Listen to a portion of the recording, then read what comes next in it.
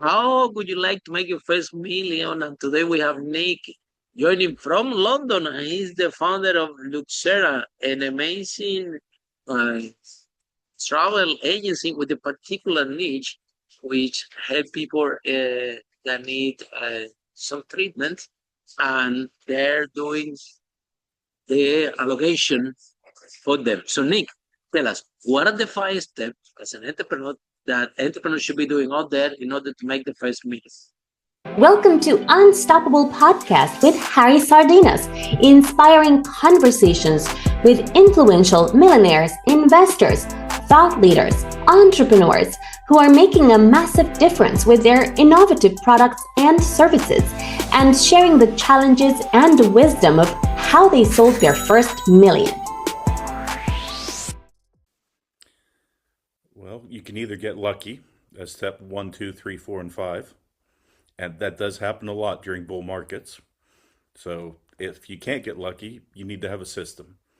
And my great mentor, Jim Slater, always used to tell me that the great thing about having a system is that either your system isn't working, so you need to change it, or you're not using the system correctly, so you need to stick to the system. So the first step I would actually tell you is that you need to have some kind of a system. So all these things we talk about, product market fit, distribution, product to solve, those are all frameworks within a system. And step one is looking at the system. The truth is there are not that many systems out there that they all come under different headings like value investing, where Warren Buffett came from, or you can go for the more modern tech stuff. You're talking about product market fit. Mark Andreessen came up with that, and his whole point about product market fit was you either have an idea as a company or you actually have customers and it's actually become a company. And they're two different investments. So in a form, it is a form of value investing. But the point is, once you have a system, whether that's, this is how you distribute the product, or this is how you create the product, this is how you get your first users. Step one is figuring out a bit of a system. Now, since nobody actually has a system when they start off, you're going to read someone else's, get experience, make mistakes. The second part is you either need to figure out a problem that people have, you need to test it with real people. We can have all the theories in the world, but once we go out in the real world, what we thought was going to be very different. Just one quick correction: Luxxera is not a travel agency; it's a marketplace like Airbnb. It's a tech company. So we actually started with with a few different ideas in this. We're going to do medical devices originally, didn't work, and it was really on a trip to Turkey, which was the craziest trip ever. My co-founder's a doctor, and we literally walked into a hospital at 8 p.m. and hair transplant while it was happening. The hair transplant doctor's like, "What do you want here?" We're like, "Oh, we wanted to see about hair transplants." He's like, "Wait, you want to buy one? Let me call my sales guy." The sales guy came over at 8 p.m., started trying to sell us hair transplants, explained how the whole thing worked. We would have gone to jail in London or the US if we'd walked into a hospital during an operation. And Turkey was just like, "Welcome, come on in, let's talk." And it was really crazy seeing what happened. So the first thing is you really want to validate the market. Warren Buffett has a great saying where he's like, 9 times out of 10, if you have a management team with a great reputation, if they go into a business with bad economics, it's the management team's reputation that will suffer. So you can take the best people in the world, if you put them in a bad business, steel or a cyclical, it's the management team that will suffer. You can't turn around a bad business. So the ideal thing on step two is you want some kind of a great market.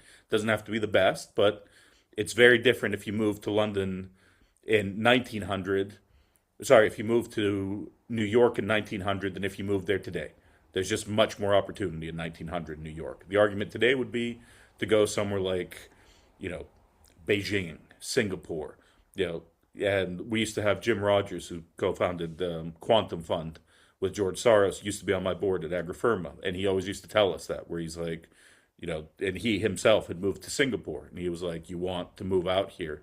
At this stage, he taught both of his daughters how to speak Mandarin, and anyway, I digress. That step two is really finding some kind of a market. Step three is sales. You really need to start getting to sales. And then step four is you ideally find some kind of a customer that you can either fit into an avatar or you can repeat.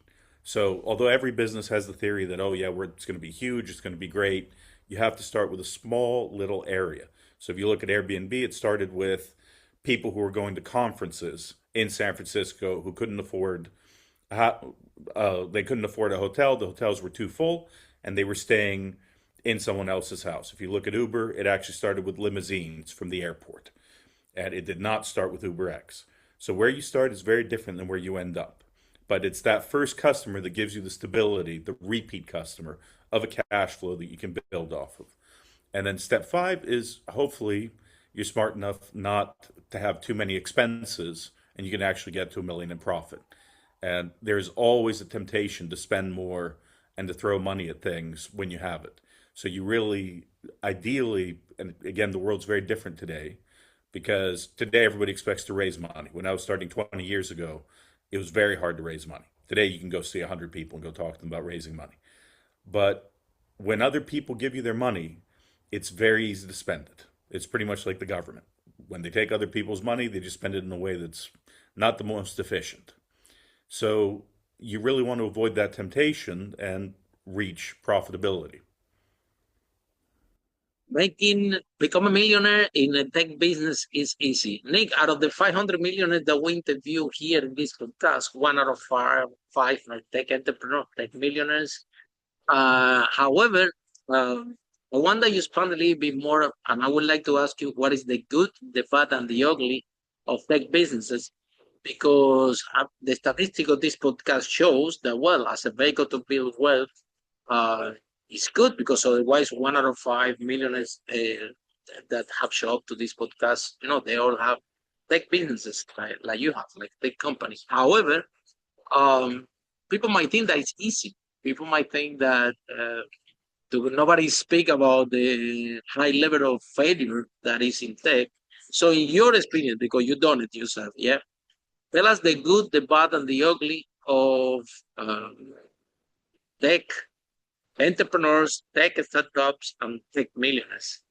Is that really that easy? Um, it's a lot easier than certain other businesses. So, I did used to be in oil and gas, and that was a much tougher business. Um, it's changing a lot right now with AI. So all the rules are being rewritten. Even before I got on the podcast, I was just reading a very viral post by a man, I think his name's Hunter. It's all about AI, and he was saying that basically it's going to replace all of our jobs, that it's coming after lawyers. But he was very thought out the way he'd wrote, and that it wasn't just fear porn.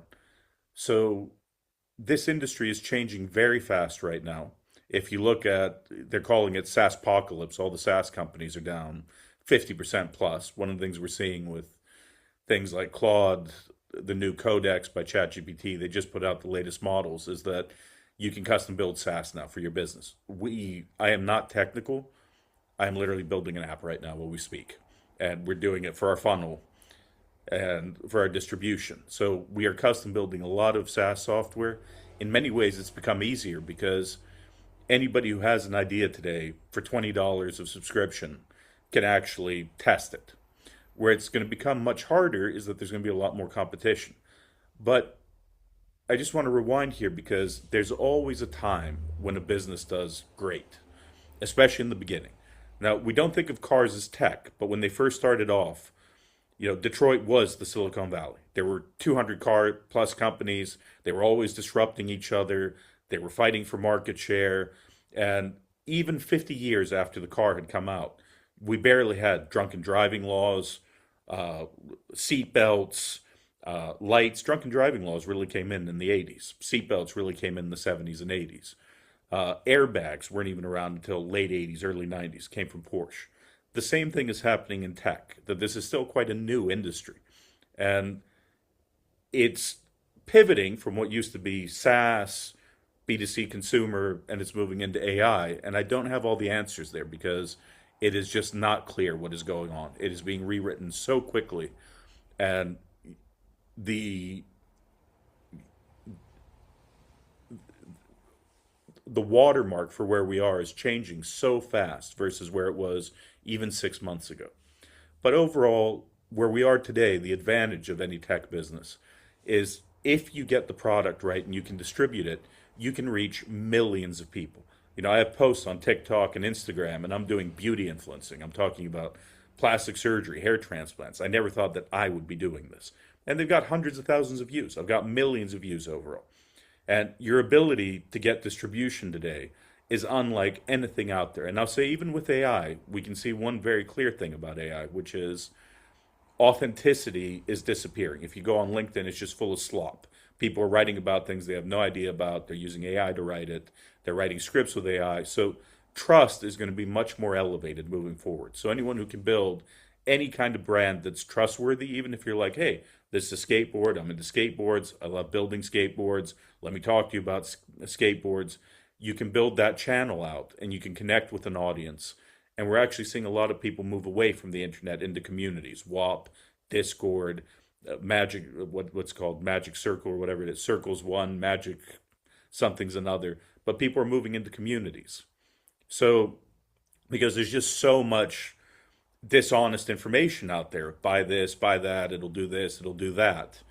And Andrew Chen wrote about this from, he's a partner at Andreessen Horowitz. It's called channel decline. That every medium, whether it's email, letters, Instagram, over time, the medium doesn't work like it used to. That the first internet banners that were put up had 70% click-through rates.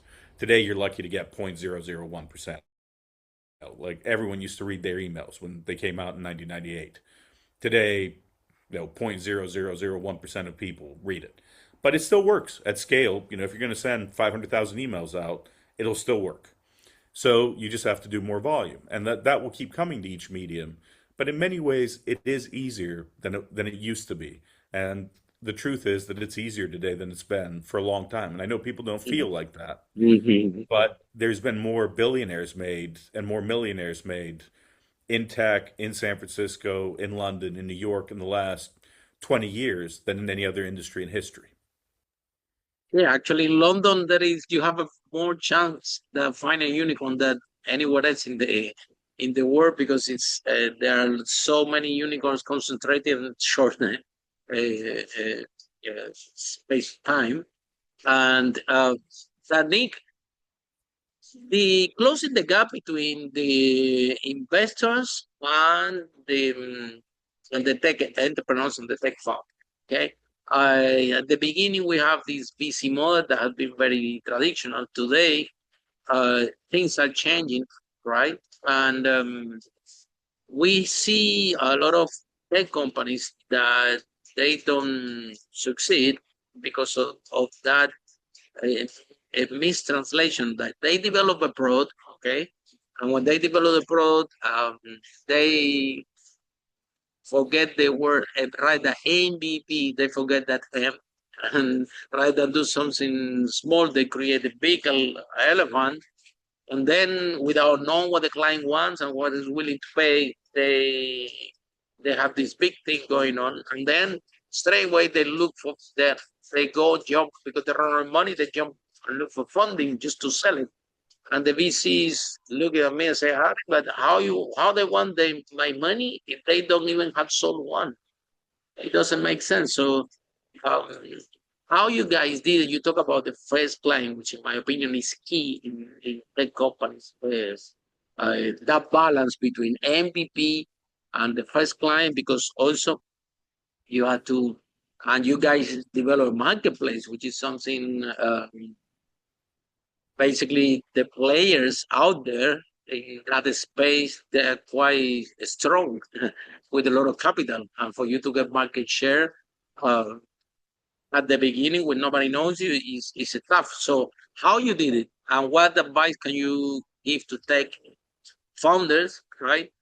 In that journey, because maybe things have changed, right? Well, first of all, we're doing this right now, so I'll have to come back on the show.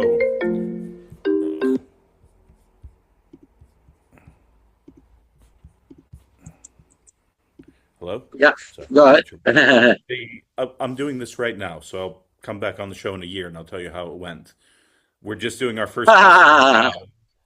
Oh, wow, you don't have a customer. Wow, very We're good. just doing them now. We're actually traveling with them next week. We've already done them, but we're traveling with each customer and seeing the whole point of the journey. So every point from the point they get on the airplane ride, when they land, when they go to the hotel, when they go in for the operation.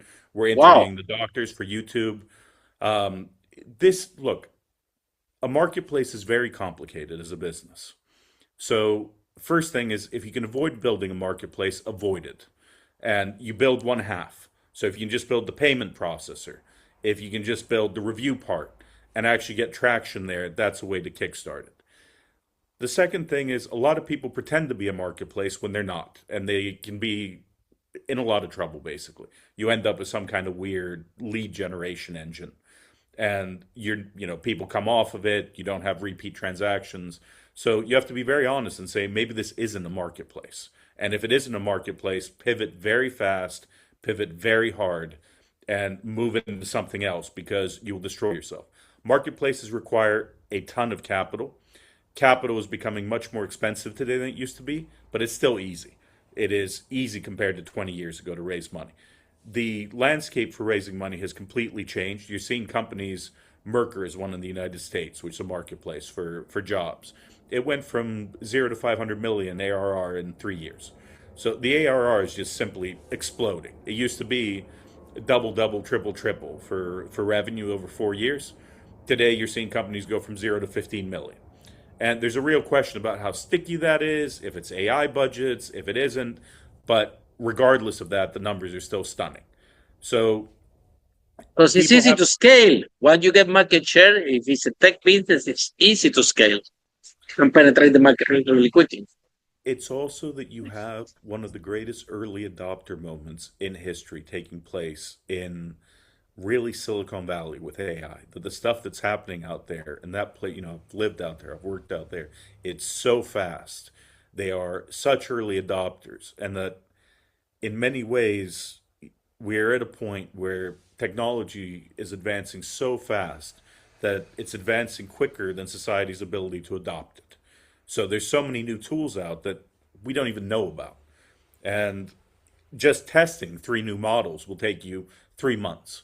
By the time those 3 months are out, there's going to be another three models. And so, but to go back to this, that with the marketplace for us, we've stuck to a niche, which is hair transplants. And eventually the vision is do much more, but we're really sticking to it. The second thing is our go to market is linked with getting the clinics on. So we actually go and interview the doctors for our YouTube channels, TikTok, Instagram. So if somebody in Florida wants to see what the doctor's like in Very good. Greece or in Turkey, they can Great. actually watch our YouTube channel. Wow. And, Very good. I love you it. know, and the other part is we, we're learning this all the time, but you really want to start with a small niche. And it's a small group of people who just are dying for the product. And I can't get too far into this because we have competitors, but we're looking for a group Mm, that because it's never going to work if you're spread out. I agree with you, Nick, and I think that what you're sharing is I can tell you in advance that you're gonna do very well. Yeah, Thank you. because you're saying the right things and how it works, right? And look at you, you have your first client and you are paying attention. We have the which is I love it. Create something simple that works and get your first client and listen to your first client. What he really wants. Like, because sometimes out of the 500 millionaires that have been in this podcast, I haven't found anybody yet that told me, Harry, my product exactly how I designed it. I sold it and I became a millionaire. Nobody had come with this story yet.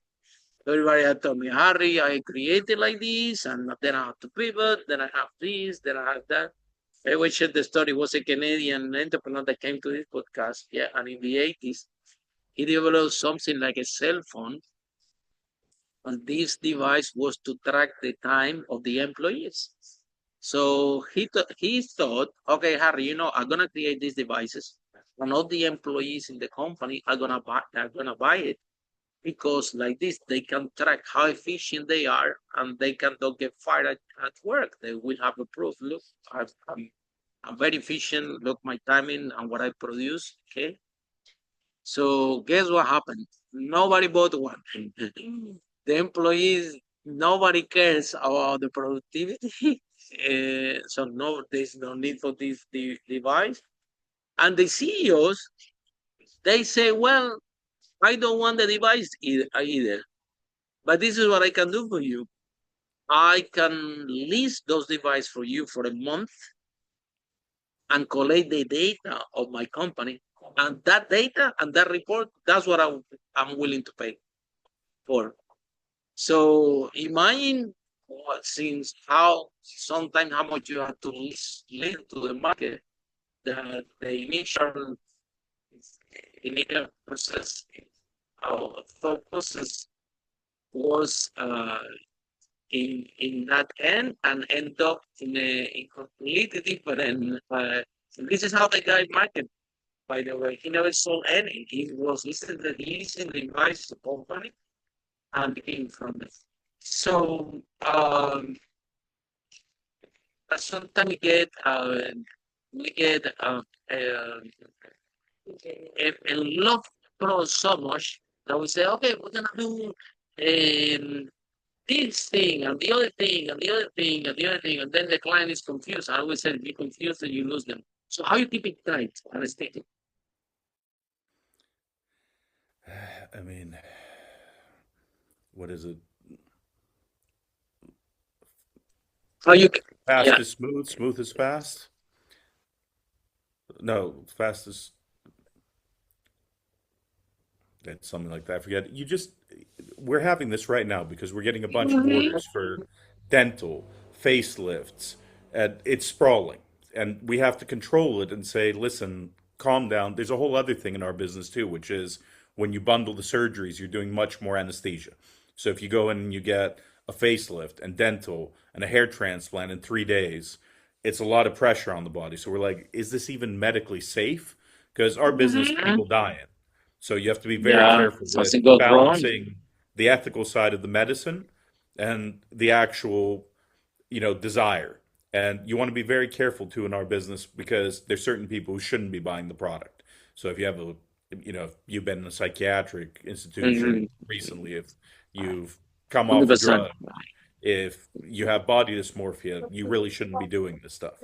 And you have to say no to that. We only deal with doctors who'll say no. But again, you just want to make sure that you really figure out how to do one thing very, very well and not do eight things, medium, because someone's going to pick Especially up. when you're starting. Hmm? Especially when you're starting.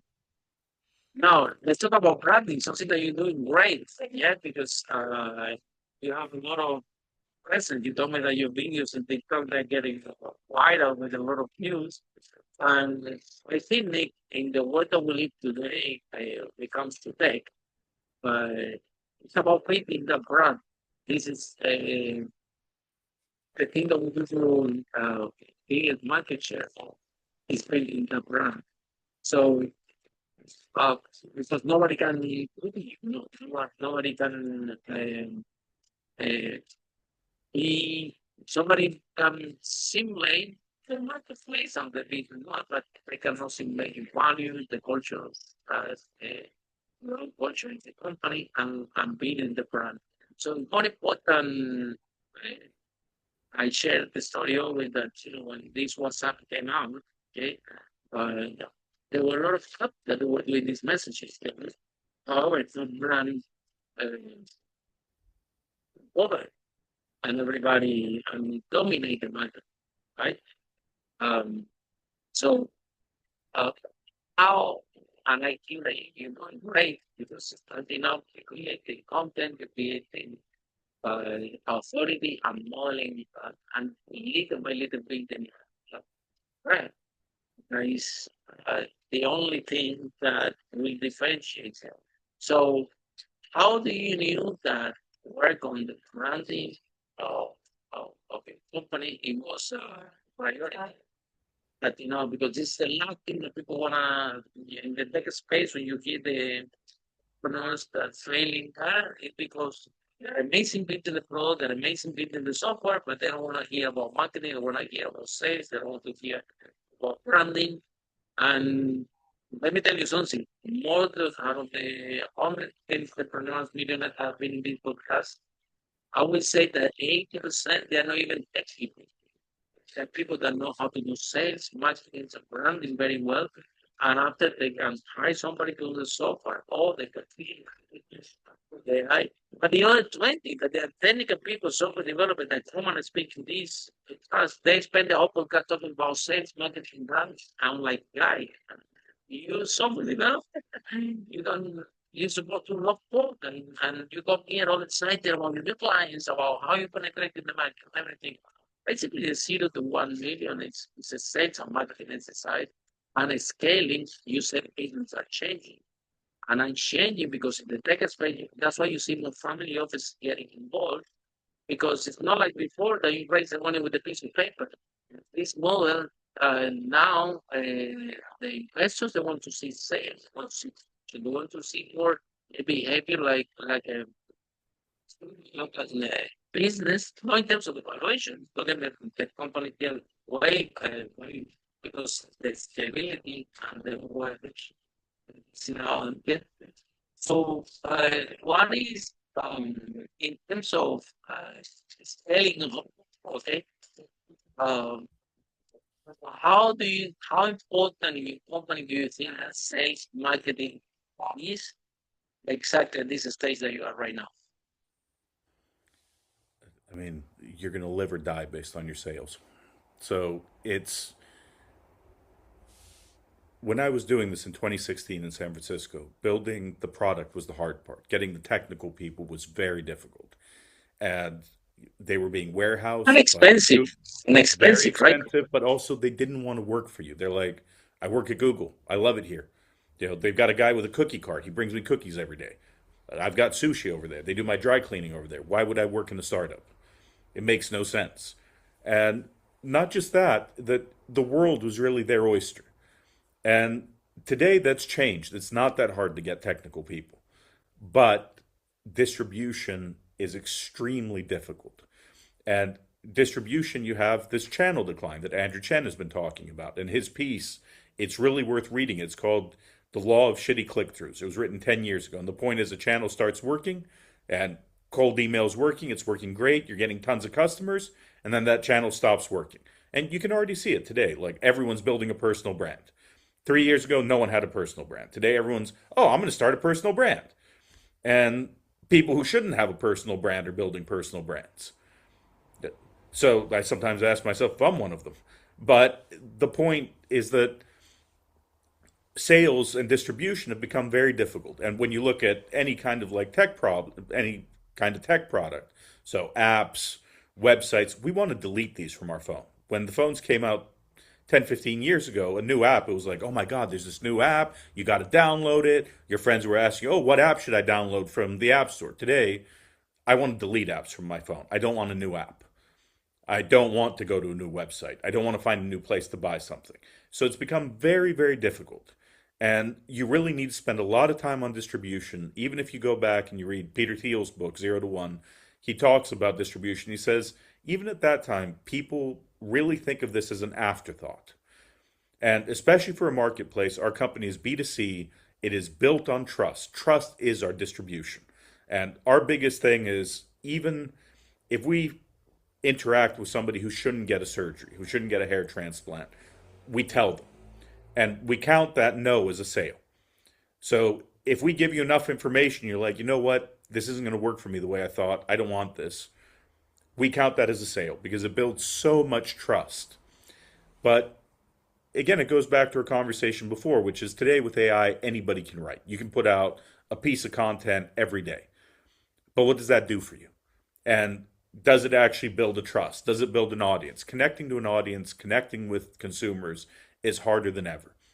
And there's just so much choice. I mean, if you look up hair transplant on Google, there's another, 50,000 people are trying to sell you one. You can go to any country you want, Turkey, Brazil, Mexico, Canada, US, any state, there'll be 50 people who can give you a hair transplant. Why should you buy it from me? What do I offer you that's an advantage? And I'm not going to quite answer that here, but I will say is if you go to Luxxera, we do have some of the best doctors in the world there. And it's real doctors doing it. It's not these illegal Absolutely. clinics. So that's one. On the brand part, whenever you're B2C, you have to care about the brand. It's not a B2B product. So it's not just a function that you're selling to an executive who's going to decide to buy it. If you're doing B2C, it has to be branded. Now, I'm going to give a big shout out to our branding person because she's done dozens of brands.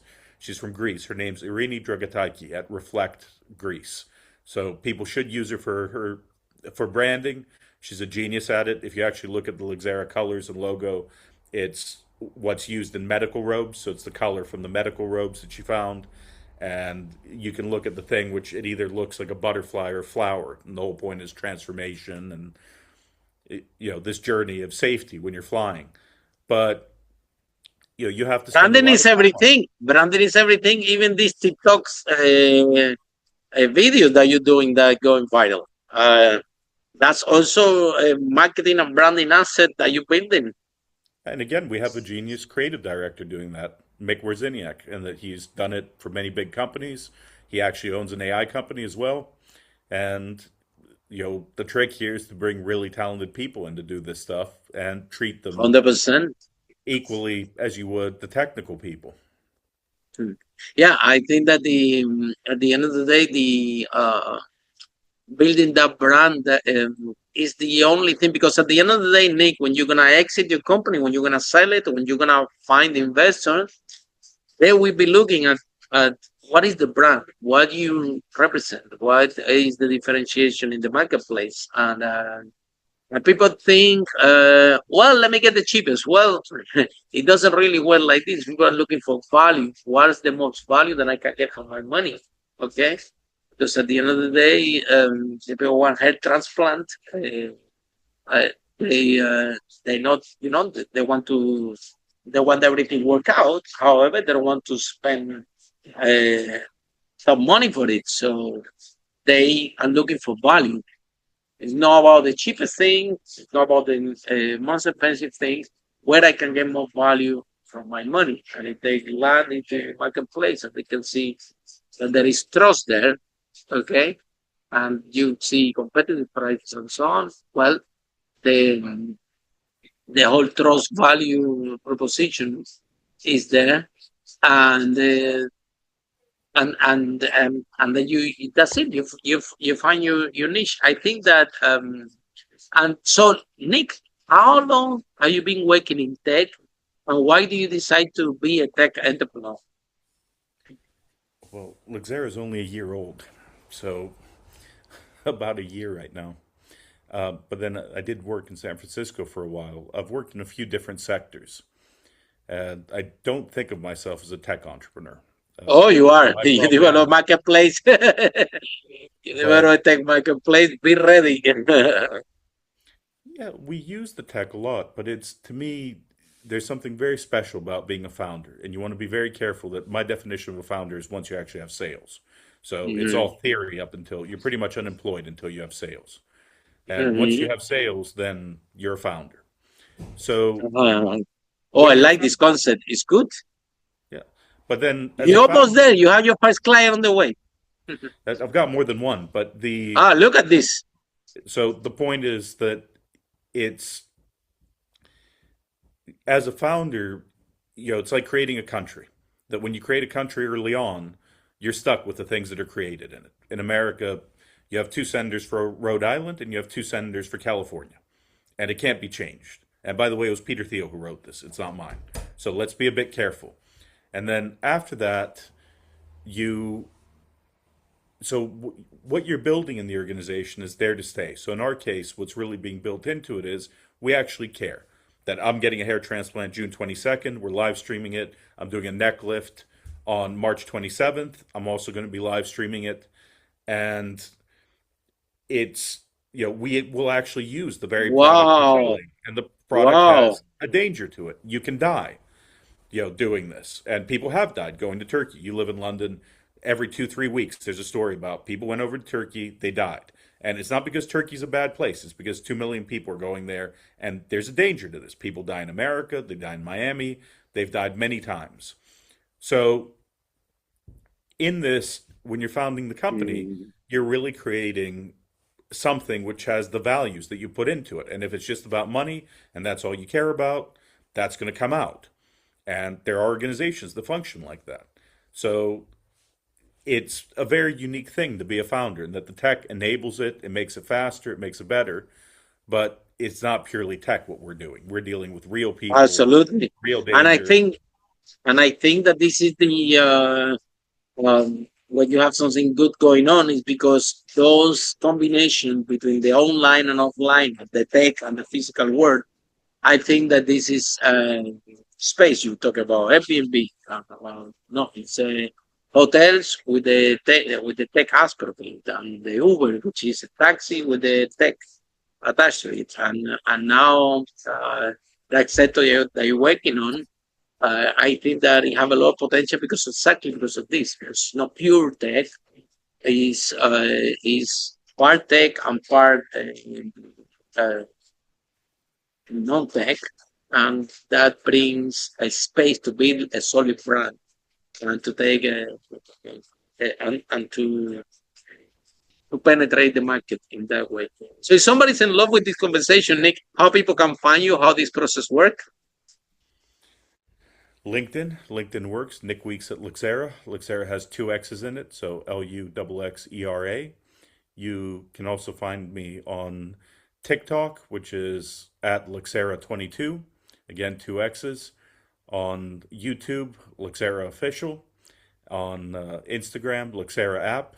Or on Twitter, Luxxera33. I can't remember. Sorry, I can't believe I remembered all of those off the top of my head. You get it very good. You can also email us at it's nw at luxera.com, and feel free to drop us a line if there's any kind of thoughts you have on these procedures or anything you want to learn about. You're more than welcome to reach out. Thank you so much, Nick, for the broadcast that have been amazing. And let me tell you a secret: are a tech entrepreneur. Yeah. However, yes, and I love your concept. You don't call yourself a founder until you don't have a sale. Very good, very good. That says a lot about you in terms that you know what is next and you know what you need to focus on. Okay, in order to uh, to to pull this off. You are very customer centric, and because of the conversation that we have today, I can notice it. And it's very rare when we find people with tech business thinking how you think.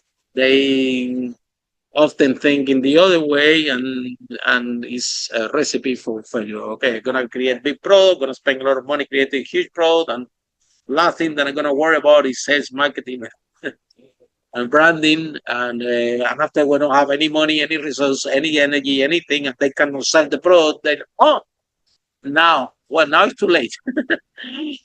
Now it's too late to work on that. When you from the beginning are putting a lot of time, effort, and energy on that brand, on that social, on that taking your first client, and even yourself become your first client also. So I think that whatever it takes to demonstrate what the benefits are, what the product does, and to build trust, is the right way to go. So I can tell you, you're gonna do very well. Thank you. Yeah, Thank you. it's It was a pleasure.